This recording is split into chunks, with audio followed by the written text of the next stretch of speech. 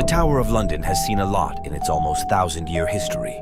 Built in the 11th century, it has been a fortress, a zoo, a mint, a royal residence, an arsenal, and of course, a prison.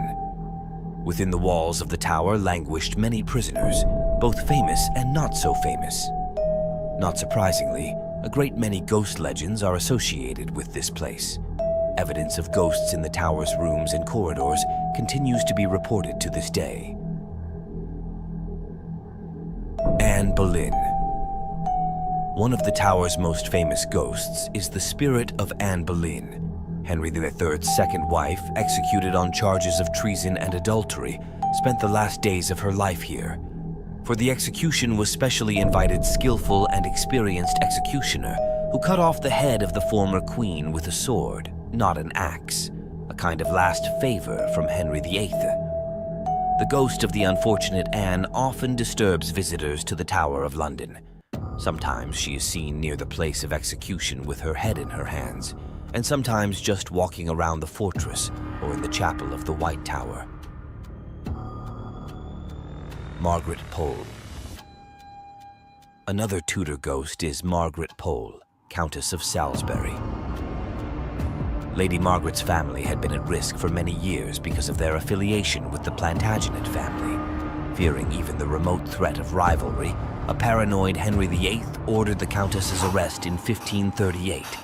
Already not young Margaret spent about 2.5 years in prison, and on May 27, 1541, she was led to execution. According to one account, the Countess refused to lay her head on the scaffold, saying that such a fate befalls only traitors, and she is not such. Whether due to the inexperience of the executioner, or because Lady Salisbury resisted, beheading her clean blow did not work. According to the memories of Ambassador Eustache Chapuis, the axe several times stabbed Margaret in the shoulders and head. The unfortunate Lady Pole attempted to break free and run away, her screams echoing through the place of execution. Since then, according to accounts, her ghost has been seen in the tower on the anniversary of her execution. The Countess still runs away from her executioner with a loud cry, then suddenly falls silent. Thomas Becket. One of the tower's earliest ghosts is believed to be Thomas Becket. The monk died a martyr's death in 1170 when Henry II's knights hacked him to death in Canterbury Cathedral, of which he was archbishop.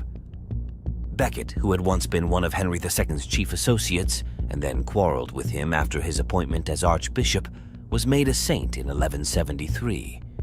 It is not known for what reason his alleged ghost settled in the Tower of London, given that Becket's death occurred elsewhere, but in the 13th century the builders working on the construction of one of the walls of the fortress were convinced that the spirit of the rebellious monk prevented them from finishing what they had started.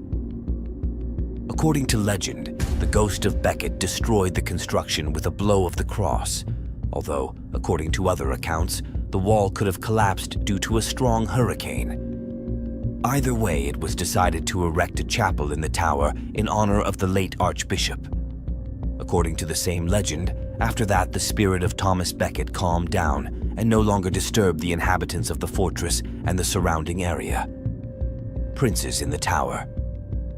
Edward IV and Elizabeth Woodville's sons Edward and Richard were sent to the tower shortly after their father's death by order of their uncle, the Duke of Gloucester. The boys were kept in the fortress for their own safety in anticipation of young Edward's coronation. On June 22, 1483, all the children of the late king were recognized as illegitimate, in connection with which they could not claim the throne. For a long time, nothing was known about the fate of the princes in the tower, but according to the most common version, they were killed in the summer of 1483, either by order of their uncle Richard III or on the initiative of his supporters.